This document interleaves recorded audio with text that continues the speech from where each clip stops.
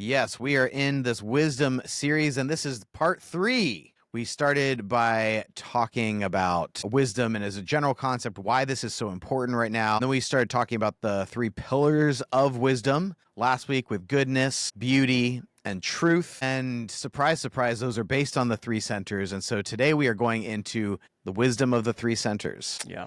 And what we want to do is continue to think about the wisdom as there is light that allows us to see what we can't maybe see in the moment. It is always ever unfolding in front of us. What is it that we currently don't see that is preventing us from a better life, from making better decisions in this life? And I think that that's what we're going after. And at first, it may sound, and perhaps our previous podcast, I'll leave it up to everybody else to judge whether that was too head-centric. But when we're talking about insight or the ability to see, we're not talking about just the head center's capacity to discern wisdom. Wisdom is discovered, discerned, and acted out through the 3 centers. There are insights I've gained from being in touch with my heart, from dropping in there, that I couldn't see beforehand. There are insights I've gained from the physical, from the doing, from the context shifts and changes, and maybe pulling away and being alone and away from everybody else, where wisdom has hit me out of the blue. And then there's behaviors that I've engaged in. I remember hearing that as an internal message back in 17, and I was in New Hampshire with my family, and I had this internal sense that came and said, enough of the insights from the head center, essentially was what it was saying. It was like, enough of the reading, enough of the gathering. It's time to put disciplines in your life that you don't want to put in. And when I did, and I knew that that was the truth, that's the insight that comes from the body center, not from the head or the heart. And that's what began to change some things. As soon as I put limits in my life, a lot of things began to change. And that's specific to the 7. But here's where I want to go. I'm kind of laying the groundwork to say it's in all 3 centers. And that's how we both understand and discern, but it's also how we enact, I think, the wisdom. Because wisdom is not just understanding, right? It's the life that's lived in a wise way that produces different results. You know, it's funny, as someone who grew up and wisdom was talked about so much in the tradition I was in, but when people were saying what they thought was wise, it did still sound like now, from this perspective, when I look back, that they had blinders on to their center. And it was like the wisdom of their center. Entirely. And so I think of like the horse with the horse blinders on, like you're still only seeing this much. And so much of what we've learned from the Enneagram and what this does for us is it's like, it takes these blinders off and it says, look at these other centers, and that they are actually contributing to something that you wouldn't necessarily pay attention to. Because I feel like a lot of times when people are talking about wisdom, they're trying to be like, well, what is the wisest version of the thing I already overvalue, right?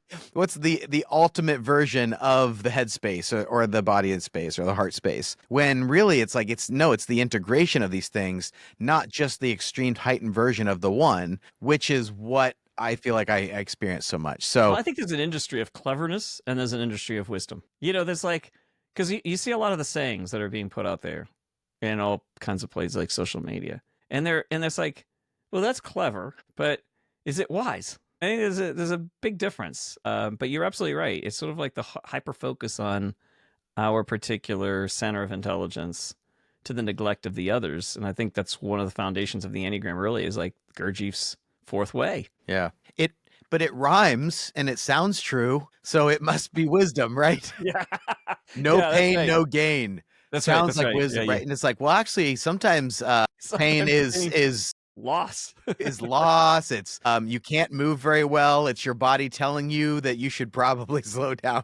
Like, so it's, but it rhymes, so it must be true. All right. Oh, and Sarina's here, and she hasn't said anything yet. So, Sarina, what are you thinking as we just like barreled our way? Just letting you into guys this ramble conversation? on, and staying through the end. No, it's brilliant. I love that you guys, when I asked you, like, okay, how do you guys define wisdom? One of the first things you said, it's light. And I loved that description. I love anything visual, and I love how it gives this imagery of clarity. It's like shedding light on things so you can see more clearly and navigate more clearly and move more clearly and and perceive what's around you more clearly, or even just like take in what's around you more clearly. And I think, knowledge, especially being in like our Western culture in the US, like there's this very linear thinking. We can tend to exaggerate maybe and celebrate the headspace a bit more, knowledge, and which has been beautiful, right? The gift of knowledge and university and education and all of that is really beautiful. But that overemphasis, like you guys have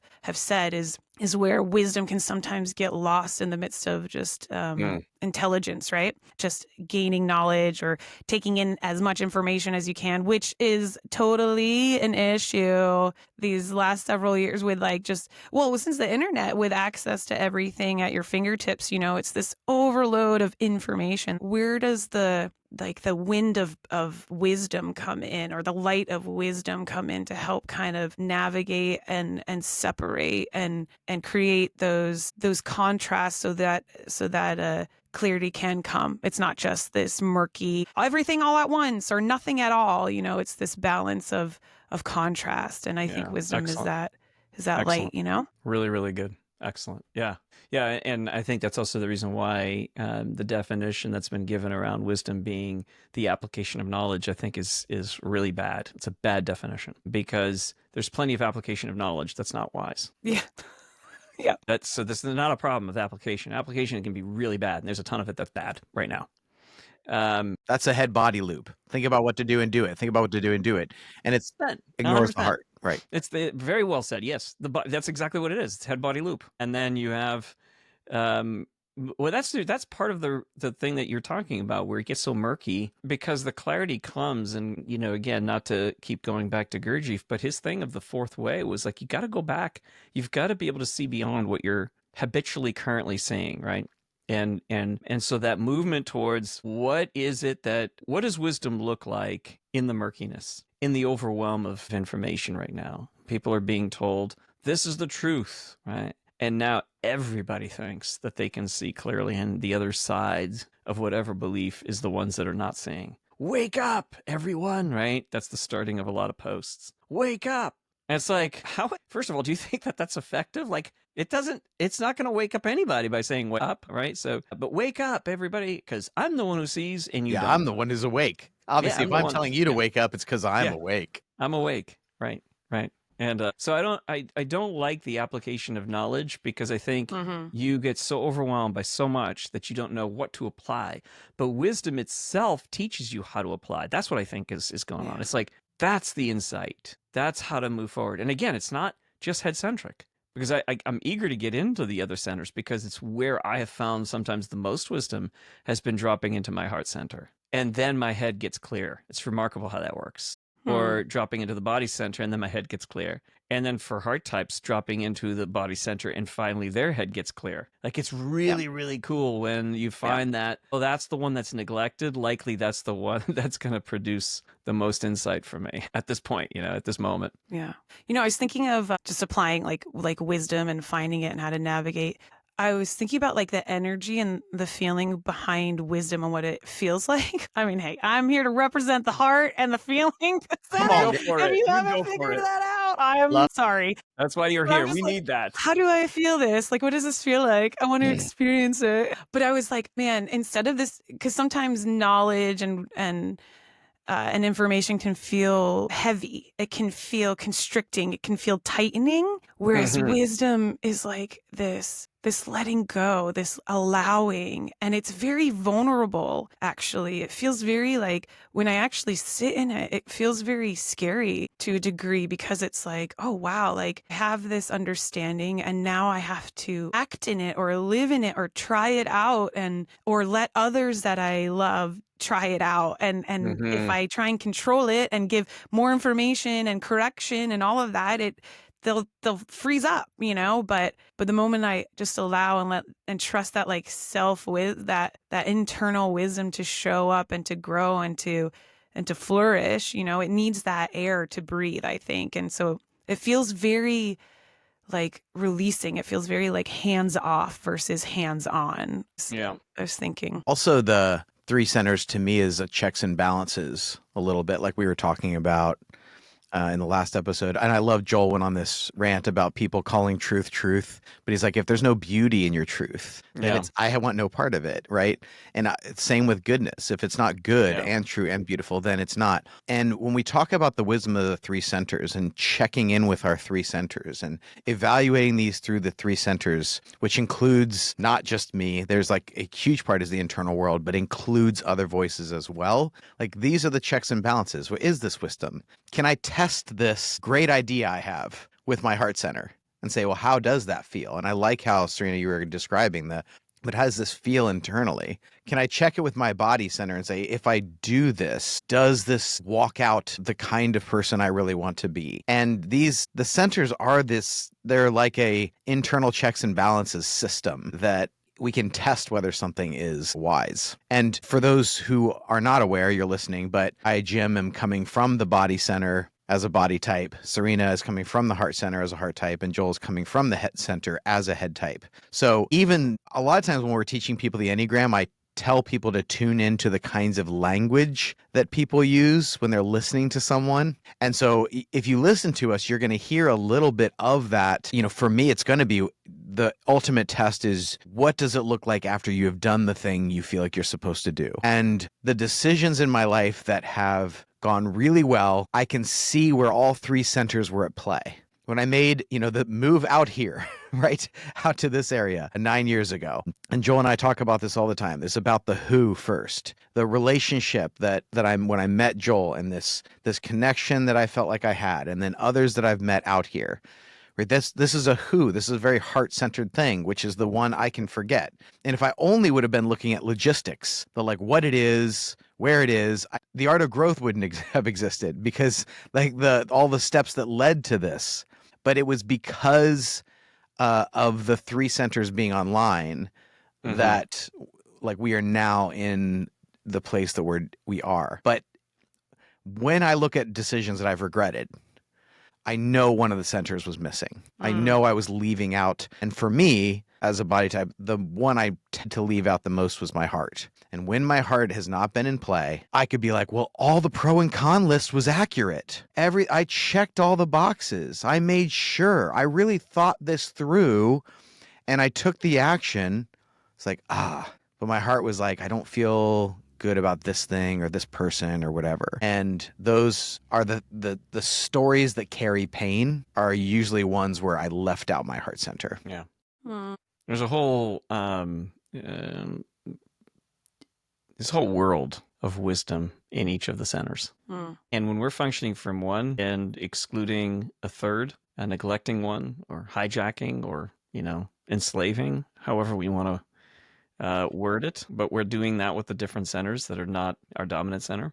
There's a price that we pay because we didn't go into that world of wisdom that's available to us. And so there's both the internal, the three centers inside of us, but then there's the three centers right here, external to us, and we need them as well because the way that they get expressed differently in different bodies around us is going to also be a form of wisdom. And I think that the collective is one area that wisdom has been also neglected, and we can get into that at some point. But just, functioning in isolation has been the experiment of the last 100 years, particularly as we have just increased in our ability to move, mobility has resulted in increased isolation. Social media has increased in us being able to meet our needs our way. And I think that has caused us to become increasingly lonely, which is not wise. And it's producing a whole lot of problems. And so we'll get into that, I think, when we get more into technology. I want to get into that a little bit more then. But I want to explore the wisdom of the centers and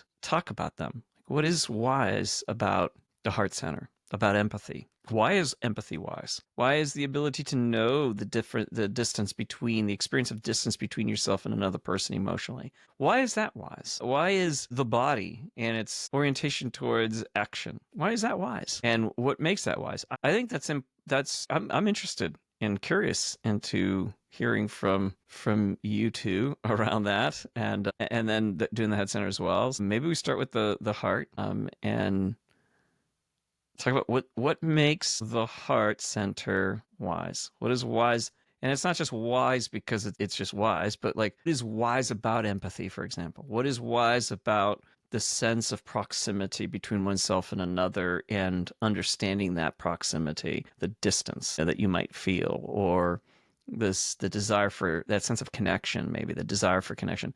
So talk a little bit about that, Sarina. What comes to your mind when you think about, the wisdom of the heart center? As humans, we're designed for connection, right? We're not meant to do this alone. Even in what we're kind of dancing around in the idea of the external balance of the three centers is like we need each other to be able to function more Mm-hmm. holistically, more presently. And I think the heart center just really values that and looks for that and makes sure that's there. And I feel like there's when there is connection, there's a greater sense of meaning and purpose. I think that humans feel, right? Because you ultimately emotions and understanding and empathy make us feel seen and known. And that intrinsic desire to be known, to be seen, to be understood, to be wanted, to be valued, to be loved, all of those things, to be included. Hmm. I think these are all just deep soul desires that every human has, and the heart center just makes sure that those needs can get met in ways, and when it's neglected, then I think often that's where it can get a little dangerous, or it can get painful, right? When those things aren't seen or valued and within ourselves to take care of that stuff, or we don't know how to, and all of that. But the heart center really, even in meetings, something like that can seem very like head center. We're going over logistics, we're talking about dates, we're talking about plans and executions and all of that, and it can be very heady and even very action oriented. Okay, what's my to-do list? What are my takeaways from this meeting of what I got to move into? Often, even in those meetings, the heart centered people are. And I find myself doing this is I try and find a point, even in a meeting, of just like, of why, of like, why are we doing this? I need to feel the meaning of it. I need to Yeah, feel, and that's whether huge. that's in the connection with others that we're working on something together, that's beautiful. That's great. Or it's pursuing something that like, we're taking it a bit further and we have this bigger goal, but there's this purpose and this meaning. And I need to feel that in order to move into action, in order to move into doing the logistics without feeling completely like dried up and dead inside, Yeah. which can I happen to think, well, what you're talking about with purpose and meaning and all of that, I've been saying for a while, that's heart oriented. me. Like, Yeah. people are always like, well, I don't know what my why is. I don't know what I'm here for. I don't know, I'm having a hard time figuring out what I really want. It's like, well, that's their heart center. Heart center Yeah. is always oriented towards, what's the purpose? What's the meaning? It's associated with value, personal sense of value and collective sense of value. So I think it's really, really, really good point. And also inspiration. I think, I mean, I felt that in there. And what you were saying is like, I want, to be inspired by a collective, purpose, a collective sense of meaning towards a goal and direction. So inspiration feels very heart centric to me. Even though as a head type, I've always felt like inspiration's been my favorite thing. It's like being inspired, But I do feel like, no, that's tends to drop into the heart, particularly when it's associated with other people participating in that a collective sense of inspiration. I think around something that feels meaningful and purposeful. It's funny you said the word inspired. I was thinking about the difference between being inspired and being impressed, right? Oh, Like how interesting. when we're impressed with a skill someone has, Yeah. when, they're further educated in something, they're expert, they spent the 10,000 hours on doing something amazing, and you're like, wow, I'm impressed. Like, I don't know how they do that, but woo, that's amazing. Celebrate. Wow.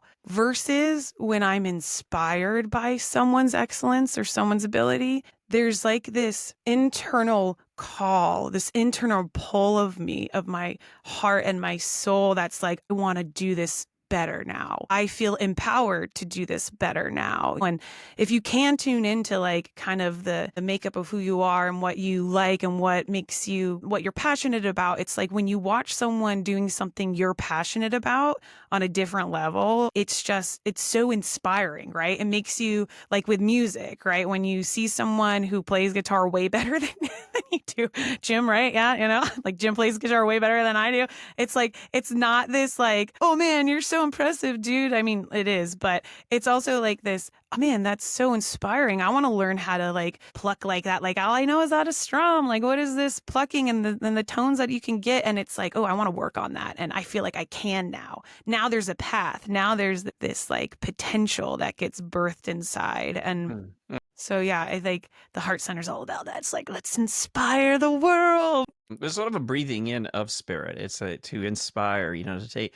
We're taking in other people's spirits in a sense. It's like, wow, your heart towards that thing somehow has dropped into my heart now as well. Yes. And I think that's the shared. So I said about the heart center, it's not really a boundaried thing, and it shouldn't be. It's very much this collective, like shared life, shared spirit. Your spirit, in a sense, comes into me, and I embody a bit more of you, and you embody a bit more of me. And in real relationships that are done well, where there is connection, there has to be that. There has to be an exchange that takes place. Where there's a bit of you that has come into me. There's a bit of you that has woken something up inside me that I didn't even know existed. There's a bit of me that does the same in you. There's an aspect of you that I think is something worth emulating, imitating, becoming more like. So I take that in and I imitate that. By the way, that's, there's been some studies around learning. And that is the best way to learn. It's mimetic. It's like, I see how you do that. Now I can do that, rather than the simple transmission of information. Again, I think that's very, very heart-centric in the way that we've forgotten sometimes some of that. The return towards that shared experience, the mentoring. I'm inspired by you as a person. I'm inspired by how you show up in the world. And I think just our guardedness today and our fear of people, fear of getting it wrong, fear of, all of that stuff, the disconnection. I find there's less inspiration happening. There's less that like, oh, that person and that individual, like there's a lot of impression, as you said. I think that's a great distinction, but not a lot of inspiration. So yeah, really good. Jim, I'd love to hear too because I think hearing from other centers as to the wisdom of another center can also be insightful. What's a time where you did feel you got it right and the Heart Center was online? What wisdom did it provide for you? Well, you said it a second ago. I do think that the heart holds the yes. The heart holds the part of us that says, I'm inspired, it's beautiful, and that's necessary. I'm intrigued and I want this. I want to be a part of this. It's my yes. Whereas the heart, the body space is your boundaries. It has your no. Your body space holds your no. And the head space can always be like, I can find reasons for yes and I can find reasons for no. So this is why you need to have the three of them. And I think when my heart is the most shut off, everything's a no. I think that I've been stuck in this space at different points in time with my life. Everything sounds like a bad idea. Everything is just a no for me. And I could create reasons for the yes, but I don't feel that pull. So those two check each other. That's why it all checks each other. I'm longing for a reason to say yes, but when I'm not connected to my heart, I can't find it. And so there's different things that I've said yes to in my life. And I told the story a couple of weeks ago about being in nature and riding my bike and being in beauty and finding that in this space, I was more able to access forgiveness, letting go of some things that had happened to me because I was feeling this calling forth that Sarina is describing, this like I'm drawn in because that's what beauty does, right? It has this allure. Yeah. The yes needs to have an allure. It needs to say, come over here. It's going to be even better. Like, look how lovely this water is. Don't you want to jump in and swim? It's just so beautiful, right? that's the yes. And then the body is like my little check. Like if I do this, am I going to be okay? And so I think people who over rely on the body center, a lot of times we say no to too much and we miss out on opportunities. And I think people who are disconnected from their body center, they say yes to too much. They don't have that boundaried center. They don't check and say, I don't think I want to be a part of that. That doesn't feel right to me. It doesn't feel good. And so when you're cut off from your heart, you don't say yes, or you don't do it for the right reasons. You did it for head reasons. And so you're not invested in the same way. And if you aren't invested, it's never going to go as far. And on the flip side, if you're disconnected from your no in your body center, you might say yes to a lot of things that didn't actually have the meaning because, well, it's like Joel said, it's less boundary. Like everything can sound great because this person is asking me to do it. And if I say yes to it, I'll feel like a sense of belonging to them, even though the meaning might have meaning to them and it doesn't really to me. So it's got this yes, yes, yes, yes, yes. And it needs to be checked against the body's no boundary, contained, grounded, centered, anchored. Yeah. And so that's why I think these work together. And so when my heart is like, yes. And I think of like the classic is people have asked me lots of questions about getting married. I'm coming up on my 20-year anniversary. They like respect my relationship and I do love my marriage and all this stuff. But I told people, I was like, I didn't just want to get married. I wasn't thinking about I want to get married. But when I met Abby, I wanted to marry her. My heart said yes to her. It was the person. It was the who. I felt drawn by the way that we shared space. Oh, this is a beautiful thing. The way that we interact. And I feel like I have that with my best friendships too. And for me, like that social teamer part of me too, it's always going to start with like, when I say yes, I'm saying yes to an exchange with a person because I don't look for opportunity as much just solo. It doesn't have the same kind of for me. And so I know when something's a yes for me, it's going to have a more of a communal, a shared experience. It's going to be in relationship. And so, yeah, hopefully that's making sense as far as how I'm seeing these work together. Yeah. I think there's a confusion too today on empathy. And so there's been some debates around the usefulness of empathy. You know, there are those who lean far too much into empathy, meaning that what they do is they lose themselves and then there are no boundaries and they can also enable people to remain in the situations they're in. And that's not wise. But then there's this sort of like no empathy approach to life. And that's also producing some problems. People don't feel connected. My argument is that the wisdom to empathy is your ability to see how your life is shared, in fact, with other people. How when you align with people in their heart center, the movement forward with them at a sort of inspirational level and desire to participate increases. When you don't align with people at the level of empathy, you can use control, you can use other incentives, such as money, to get people to do what you want them to do. But you can't use influence. So these approaches to our experiment as a people, as a country, it's got its pros and cons. And one of the big ones that's a con right now is the increased movement towards incentives rather than inspiration, towards trying to push people into directions, to manipulate them, to bombard them with negative ads that make them feel like shit. And then therefore they make decisions that are not wise for themselves. There's all sorts of things like that. When you are moved by empathy, you can't do that. You can't do that to people. You know that that's actually not good for them. You know that by triggering their fear receptors, it's not good for them. Even if it's good for your company, even if it's good for your attempt to control a situation. And there are so many opportunities we have day to day to be reactionary. I know how to impact. I know how to stick it to you just a little bit. I know how to move you. I know how to, and all of that, it's a lack of empathy. But when we're feeling alongside with other people and we recognize this is where you are, this is who you are, this is what hurts you, this is what hurts me, this is what inspires me, this is what makes me truly happy.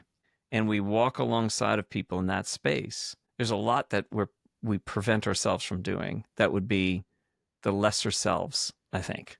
So, yeah. What do you think about that? I'm having this flash of a conversation we recently had at Starbucks. And so whenever there's a real version of something and you advocate for something and it becomes a cultural value, there's almost always a fake version of it that emerges that's the opposite of what the original thing is intended to do. So we're talking about the beauty of empathy and how that's really important to have that. And there's a lot of talk about that. But then all of a sudden in the last couple of years, there's become this emergence of weaponized empathy where I'm now using, see how empathetic I am towards this person over here to control you over here.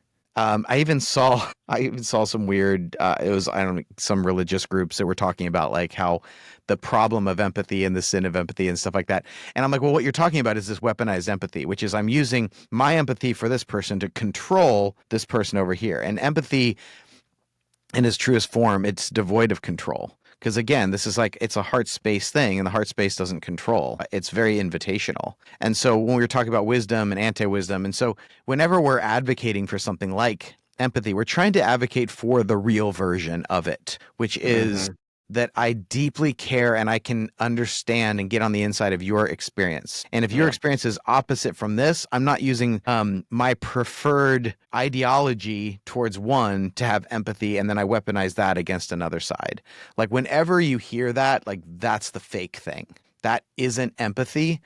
If it's saying, I care so much about them that I'm going to control you, that is not empathy. Well, there's so much wrong with empathy today. It's unreal. It's like, I think I empathize, but what I'm doing is I'm taking your pain and I'm hijacking it for my purposes. Now I've got more of a reason to hate this, or, you know, that's just to me is like, you didn't actually hear the person or see the person. You just saw more ammo for your war that you're fighting, and that's not really hearing what another person. And I've even had to train, you know, we do this with some of our students, where I can see a quick like, oh, you didn't tune into that experience that person was having, you didn't really hear the client, you just immediately assigned your interpretation of what that feels like. And so I recently had this with a student. It was really very helpful to them. They could see it, where it's like, oh, that must have, the response the student said was, oh, that must have been overwhelming. And I was like, that's would have been overwhelming to you, not to this person. And that's not empathy, right? That's you feeling what it would feel like for you in that situation, not really feeling what it would be like for them in that situation. That's different. I think empathy is that ability. Now, it takes a little bit of back and forth because you got to figure out in a line, like, that's how I would feel. That's not how they would feel. So, okay, so what is it that you would feel? And can I get on the inside of that to understand that better? I think that's a lot harder to do that. But boy, does that produce massively different results for you in terms of not only direct relationships with other people, but you think about that on a societal level. It's it would have different, we'd have different decisions we'd be making, I think. Sarina, what's on your mind? I see you thinking. I guess it's so funny because I'm thinking of the aspect of empathy where, isn't it when you actually emotionally experience some of the emotion that the person's expressing, right? It's more than just compassion. It's like this deep inner connection, right? It's like this, and that's, I think, why it can be so profound and impactful and powerful, because it is like electric connection.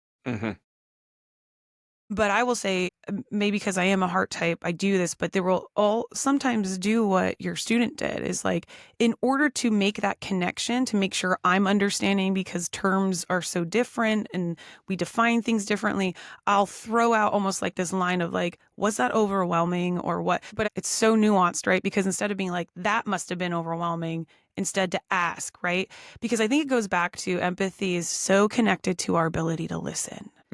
And listening is so hard. Like, if we're honest, like true listening, when we're not hearing what someone's saying and trying to think about what we're going to say in a genuine attempt to try and connect too. It's not even like we have harsh motives or selfish motives. It's just like our mechanism to try and like engage, and you don't want like that awkward silence or something, you know? Yeah. So, you know, have grace for yourself in that. But there's this like ability to listen and actually take in what someone is saying, take in what someone's experiencing, and be curious about it, I think is a really it's a really great path towards true empathy, experiencing true empathy both ways, Yeah. you know? Yeah. Yeah. We don't always know our impact on other people. And I think that that's an area that would give us a lot more wisdom in how we move through the world. It's just both that's like how I'm experiencing what you're feeling right now. Am I able to experience that and ask some more questions as you were suggesting as a path forward?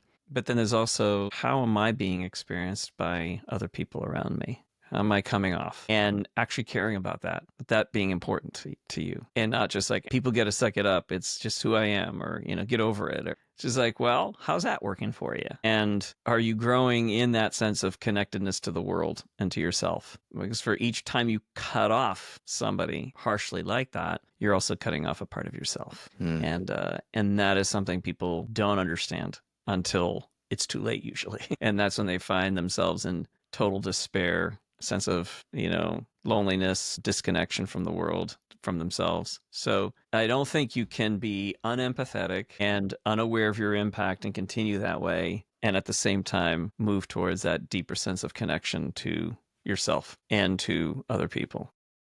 For sure.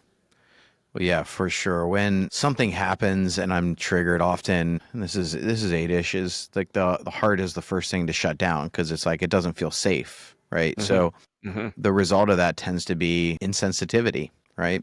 Disconnection, not prioritizing those things because I triggered, and so it's like retreating into the familiar, right? And whenever I'm retreating, I'm certainly not in wisdom, Right. because it's like the opposite. Wisdom is how to see a path forward, and retreating is I'm closing back into the familiar. And the tendency for a lot of body types is the closing back into the familiar of my space, which makes me less empathetic because I'm not sensitive to your thing. And like you said, Joel, when I become insensitive to another, it's because I'm cutting off my own heart. Yeah. If my own heart was engaged, I wouldn't be cutting them off. Yeah. Yeah. Oh, we become so impoverished. I mean, that's what woke me up to my own heart, was recognizing how unhappy of a person I'd become. And when I began to wake up my heart, it was interesting how I also started feeling other people's hearts as well. And the more that I felt their heart, it also woke up my heart. 100%. And there's this back and forth. And then that has resulted in me, I think, being a wiser husband, a wiser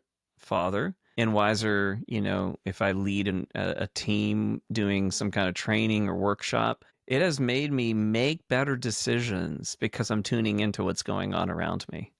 I can't tell you how many bad decisions I've made just simply because I was so in my head that it was just like, all right, let's just go. And we've got some great plans and ideas, and just roll with it, and not reading what's happening in the space around me. Yeah, lacking the intentional yes of the heart space, Yeah. or Yeah. the clarified no of the body space. Yeah. And we say this to team leaders, like, you can't just keep going past the heart center and expect people to be, all in, every day. Like, we're not people. And so, if you want an engaged team, empathy, connection, compassion, standing, those are all massively important as a way to keep people inspired, to keep people wanting to be together in on this journey towards a goal. So What about the wisdom of the headspace, Joel? Yes, please share. well, there's endless amounts of it there. See, There's endless assumptions of it in the headspace too, wouldn't you say? I mean, maybe, possibly, for a lot of head types. other people make assumptions, sure. Yeah. But the wisdom of the headspace, I think, is what we'd started out with, and I love our pillars of wisdom. I think there's just really draw me. It's like, yeah, truth, beauty, goodness. They really pull at me, and that part of that is recognizing when things are not reasonable. Well, it's, we can say rational or reasonable. It's like, you can lie to yourself, you can keep moving along and not paying attention to things, but this doesn't make sense. And sometimes I have felt like I'm the only one in I was in this church years ago, and I was an assistant pastor, and I felt like I was the only one who was like this doesn't make sense. This is not going to be good for us. And that predictive part of it for head center types is it's not that we're right all the time, but we do tend to see things from a rational standpoint, from a reasonable standpoint. And if you can see how the dots connect, you can also anticipate that if this dot connects to this dot, remember we used to play this, now we can see it as adults, but when you were a kid, you'd go, oh, okay, 1, there's 2, and okay, there's 3 down here, and then pretty soon you're like, oh, I know what this is. This is a giraffe, you know, and you're kind of quickly move through the rest of it. And that's the way it works for head center types. Is that there's like kind of like, hey, I know where this is going. I kind of already know how this is going to end. Again, there are assumptions. There's lots of mistakes made. But that's where I think the wisdom of the head center is. I've seen this before. A buddy of mine says this. I've seen this movie before. I know how it ends. And he's a social engineer. And one of the things that he does is have to anticipate things and get, data and all research and all that, but also the wisdom of knowing we know how human behavior works. We know how these things tend to go. And so are we paying attention to that? I think that's one of the things that I've relied on. And again, what I say about the head center is the same as the heart center.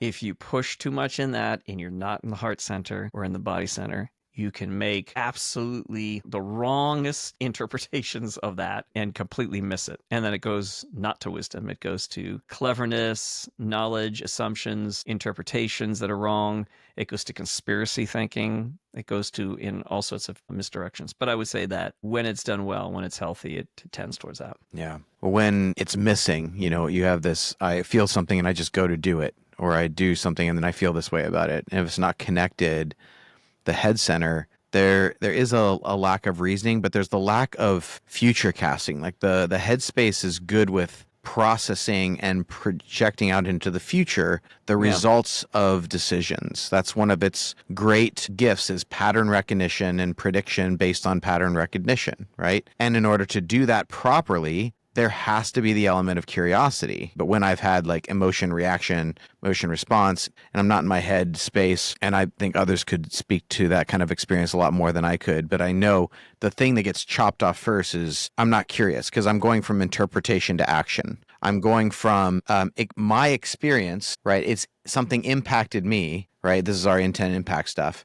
Something impacted me, and so I immediately respond with a equal opposing action reaction. I'm in that state because I'm not processing through curiosity. Where is this going? Where could this be coming from? What was their kind of experience? What were they looking to do? And when I lose sight of the high side of the curiosity of the head center, I'm not going to get to an honest yes or an honest no in my decision making, because I need that curiosity piece. Yeah. I think of my favorite series, The Residence, Netflix series. Okay. Yeah. I've never heard of it. Oh my gosh, it's so good. It's so good. Wait, it just came out. I just watched that. Did you? It's brilliant. Yeah, it's great. It keeps you on edge. It's brilliant, yeah. Yeah. The lead character, in my mind anyways, is a type 5. The investigator. Okay, cool. Yeah, okay, cool. Yeah. That's what Yeah. Yeah. But she's got some amazing responses sometimes to that need for like, come on, we need to wrap this up. We need action. And she's like, and they're like, you know where this is going? And do you know? She's like, no. That's why it's called an investigation. It's that resistance towards absolute knowing this is what we're like. We already have it figured out. We already know where. There's a part of the head center that does that, the anticipation of the future and kind of future casting. But with the wisdom of it is also the openness, like you're saying, Jim, the curiosity to like, I'm okay knowing that it's going to, in fact, I know that the future is going to unfold very differently. And so it's the future casting and having a few scenarios in mind so that you can be prepared for whatever might emerge.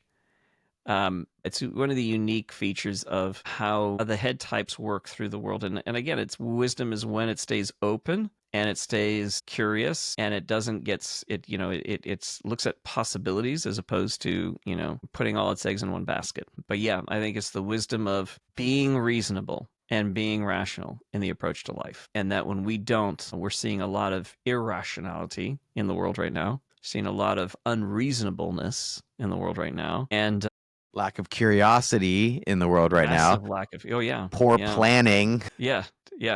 It's unbelievable to watch this stuff and be like, just even the way things are being debated and the way people are landing. I'm on this side of things, I'm on that side of things. I think the majority of people are still very much like a mix of a lot of different things. But when you're in argumentation, you tend to pit to end up towards one extreme or the other. And I think we've lost the ability to be like, what is the data showing us? Like having that conversation with, it's not like data tells us everything. We have to make interpretations, but what is the most reasonable interpretation of what we're observing? And that's one of the frustrating things sometimes to head types where it's like, but that's not the reasonable interpretation of that data. I'm not claiming to have the only one, but that there are certain ones that are better than others. And to be okay with that, to say like, this seems to be a better approach. We've seen it in every administration where poor decisions are made. They're being made in a very unreasonable way.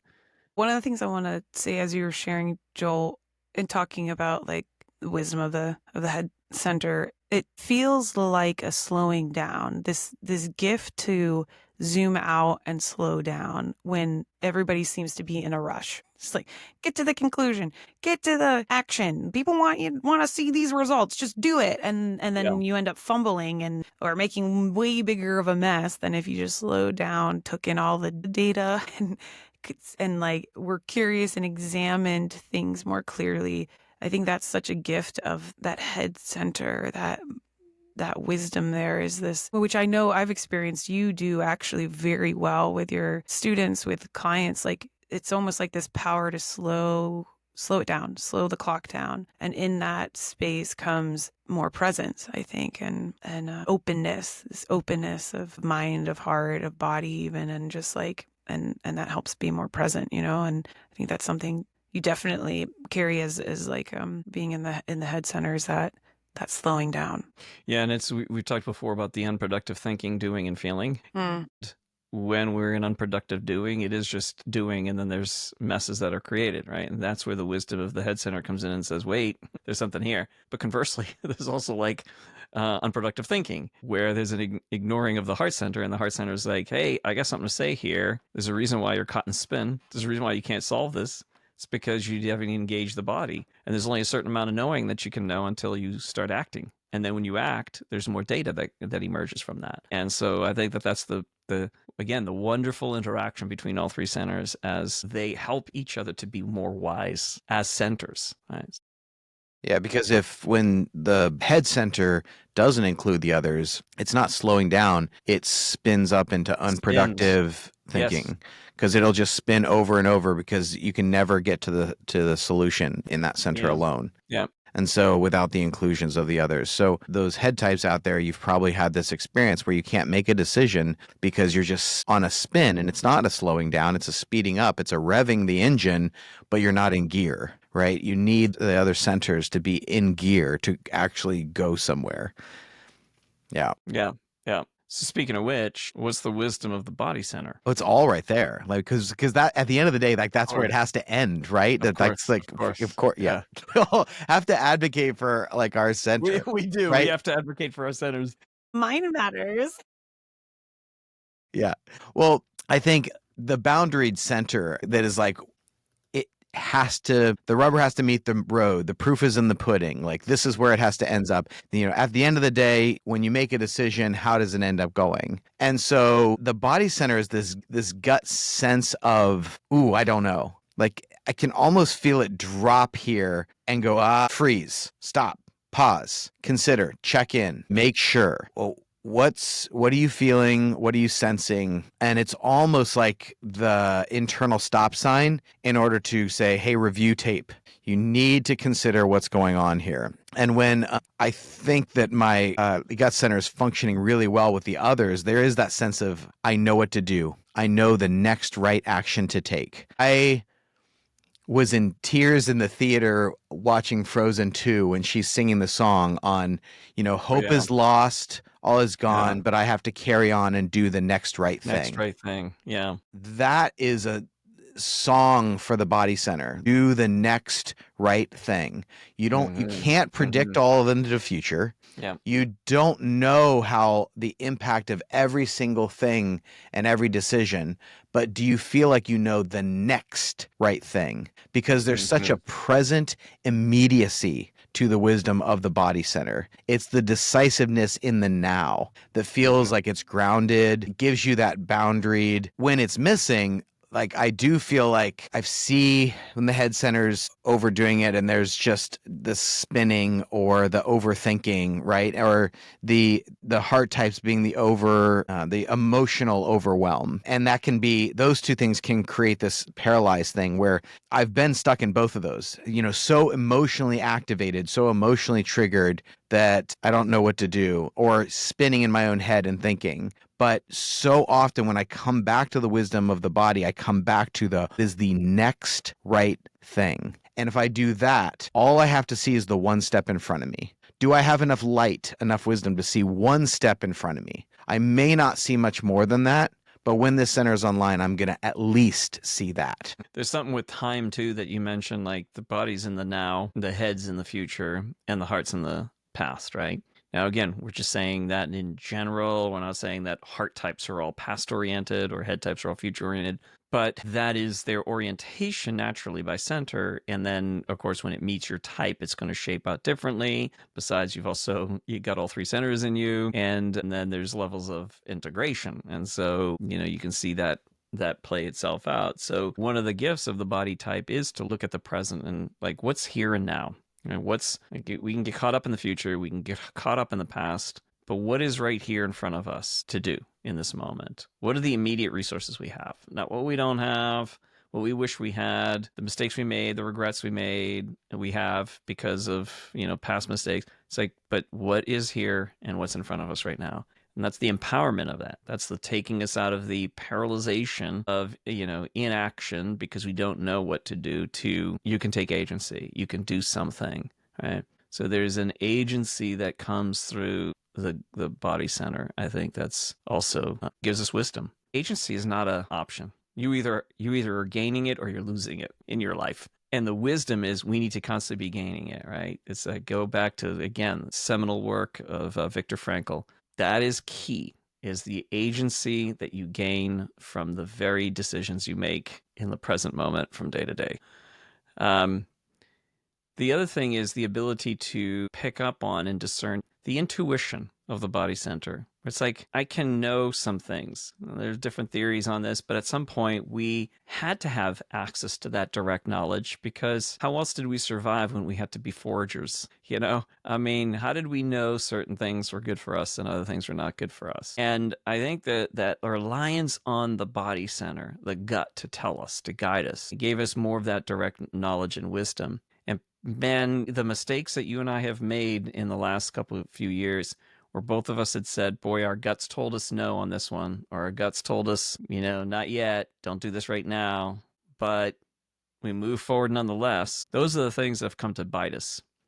And that's one of the things that transcends rationality. It transcends emotionality. It transcends both. It transcends all of that. It's like, I don't know why, I just have a strong sense that this is not a good decision to make. I think we need to pay attention to our gut. Doesn't mean we do everything it tells us to do, but the body center has this sense that it has. It can walk into a room and pick up on energy around itself, and that's also part of the data that it picks up.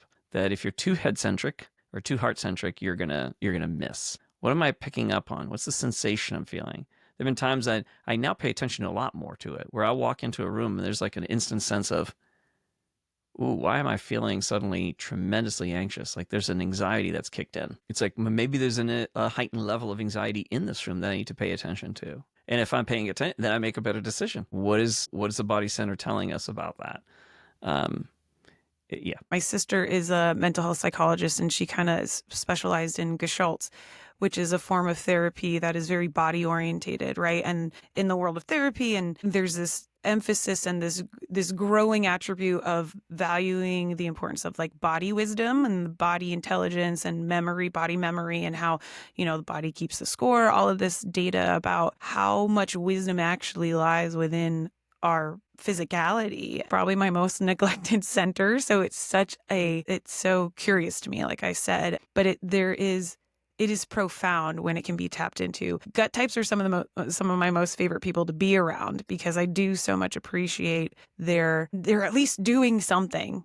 It's like I love that. Like I love that they're at least doing something. Body types, they're at least in action, with some that are more even heart types or head types especially can just get an analysis paralysis and not even start the process of things because it's, oh, I haven't figured it all out yet, or it's not this or whatever. But the discipline to move into action and know, and the trust of yourself is so inspirational with body types, I think, with that body center. And because of that inner knowing, learning how to tune into that, I think is something I think we'll hopefully see more of just in culture and society, because I think it is one of the centers that we kind of bypass a bit, or we're just learning it. Like, this is kind of weird, being in your body, and what does that mean? And, even meditations and stuff. The first time trying meditations and stuff, I was like, this is so awkward. But engaging in the physicality of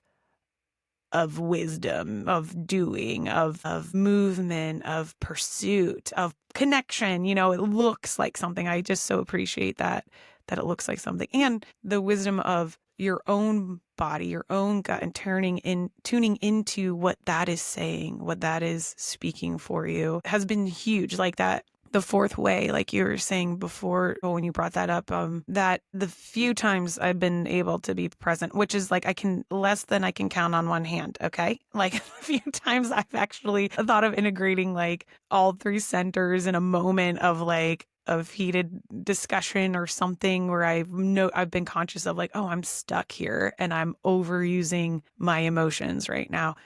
It is tapping into my neglected center, the body.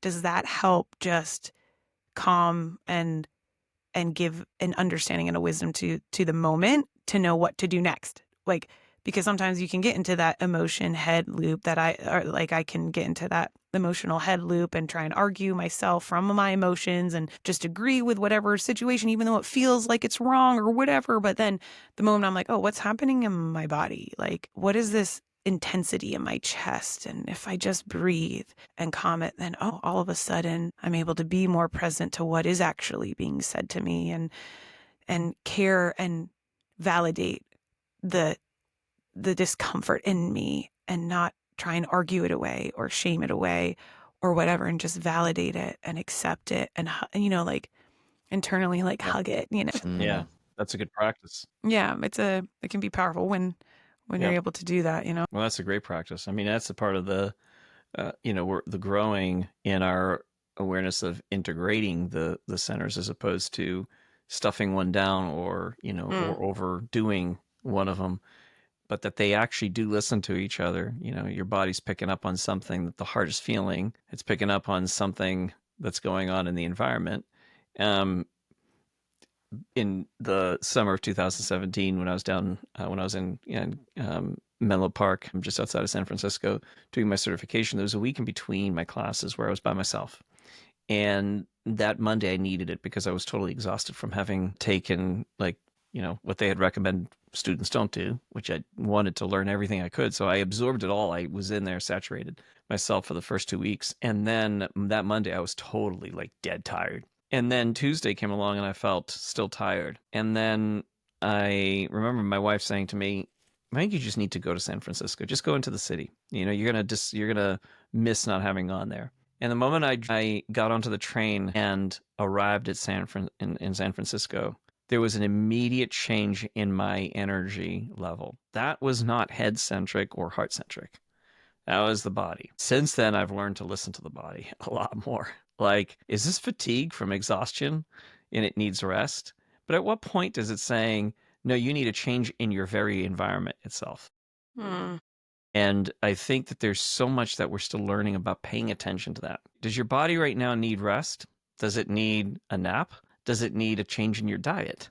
Does it need you to go, to the lake or to the ocean, or does it want the mountains right now? What is it telling you is important to you? And I've learned to practice that a little bit more, and there is wisdom to that because it does shift, and it shifts my thinking, because I was stuck on Monday and Tuesday in the sort of loop of the head and trying to do the body thing, like make it do what I wanted it to do, which was to study more, learn more, absorb more. And what it needed was, no, you need to be in this city and you need to just enjoy the physical experience of being in the city. And that was the physical experience of it. It's like the cool, dry air, the breathing in the smells, and seeing people and their smiles and the sounds and everything else that was coming. So there's people that are into this know a whole lot more than I do about it, but that's something that is really important, I think, as we're thinking about wisdom. Is it's not just what we come up with in here or in here, but it's also what is our body telling us, and can we hear what our body's telling us? Mm. There's so many things that people see and they feel this like inner call, like I want to do that desire, that they're inspired, as Sarina put it. And then, but it's a very different thing once you actually go and do it, you can even learn about it and then you go and try and do it. And the body's like, there's a lot of things that are going to happen for you to actually be able to do this thing that you were so inspired by. And I've introduced a few different people to surfing because it was like beautiful and people were like interested in it and like, oh my goodness, that looks like so much fun to like be on a wave like that. And so there's the inspiration there. But as soon as I teach them, the first thing I tell them is you can't teach the mind, you have to teach the body. The body will have to learn. You can get the information. It doesn't look that difficult. Paddle, pop up, like adjust your weight. Like it sounds so simple. But everyone either leans forward too far and they get tumbled, or they're hesitant and they put their foot back and they put on the brakes and the wave just goes underneath them. So to actually get on a wave, you have to teach the body. The body will have to learn that, and it will make a ton of mistakes and adjustments, and it feels the wave and shifts, these minute weight shifts that you end up doing in order to teach the body. Then the body knows something, and that's when we get this idea of muscle memory, right? So yeah. The body keeps the score talks about, and there's so much of our experiences that are in our body, our past experiences that we don't necessarily cognizantly think about, which is why you mentioned the body keeps the score. And I have a friend this happened to, went to a boxing class, and the first time she unleashed on the bag, like she just started bawling because like something was coming out. And I've heard of this happening with other friends in a yoga class. They'll hit a certain pose and all of a sudden all this emotion comes to the surface because they put their body in that position, because that body is trying to tell you something and it didn't know how to tell you, because the mind sometimes will block things off or it'll interpret things in a particular way. And a lot of times I think the body is like the thing that keeps you honest. It's the thing that says, it is the no bullshit meter. You can try and convince it of anything, but it will not go at a certain point. I have tried to even be like, my body, you just need to go and like get energy and just do things. And it's the body that says no. This is what you see these little memes that I think is actually a statement of wisdom. If you do not take time for your wellness, you will end up taking time for your illness. That is true. That is a true statement of body wisdom. That if you do not take care of this system, something will happen. And so the body has to learn certain things. And then the body did absorb messages that we don't even sometimes know it absorbed, that come out as we do a physical movement. I just started running again because I didn't feel like my cardio was good. And it's been several weeks now. And just this past Wednesday was the first time where I was like, I actually don't feel like I'm dying the whole time. I feel good while doing this action. And there was such a relief that the body was like, okay, I get it. Here we are. This is what you're wanting to feel like in your body. And, there's always a long way to go. But yeah, there's certain times it's like, I don't want to eat that. In one of my groups, we do a month on the 3 centers. One of the things I ask is, what does your body love to eat? Not what do I enjoy? What do I like? What am I drawn to? What am I attracted to? Because if I said that, I'm like, gummy bears and whatever. Yeah. But what does my body love to eat? Oh man, that particular type of nutrition that just feels oh, I feel nourished by that experience. Serena, you mentioned your husband's hiking Mount Cardigan today, which is one of my favorite mountains. It's like when you get up there, you go, oh, my body likes being in this place. I feel more connected to it. I feel more grounded. I've told so many couples, like, if you need to work through a problem, maybe don't do it at home. Put your state, your physical being in a different environment, and you actually increase the odds of solving it. Take a walk together. You move the body in a different location, and all of a sudden your heart is more open and your mind sees more possibility where it might have locked in other places. So a lot of times we have to put our body into a different environment, and the wisdom of the body can emerge even more. Whereas sometimes it doesn't. If it's locked into a familiar physical pattern or physical space, it doesn't have the same access to its own wisdom as it does when it's being moved in a different environment.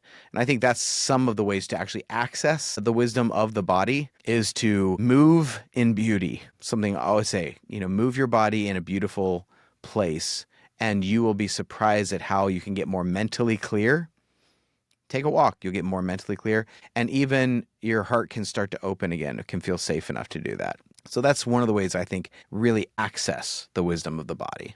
I'm reminded of, I think it was from Dr. Becky, who's like an amazing therapist with like parenting. And is that Good Inside?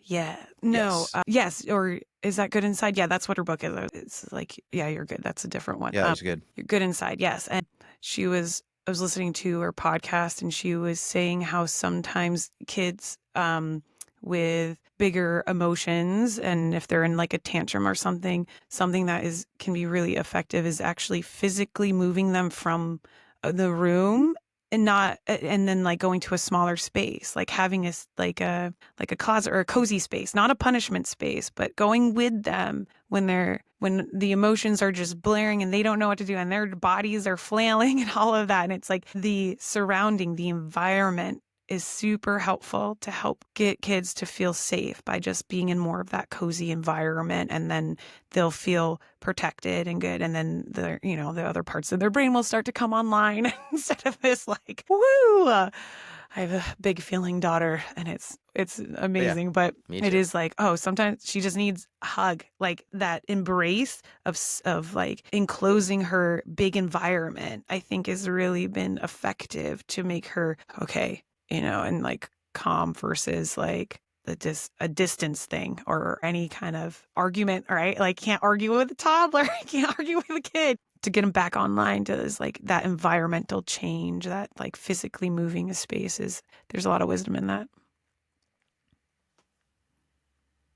Good. Excellent. Any closing thoughts?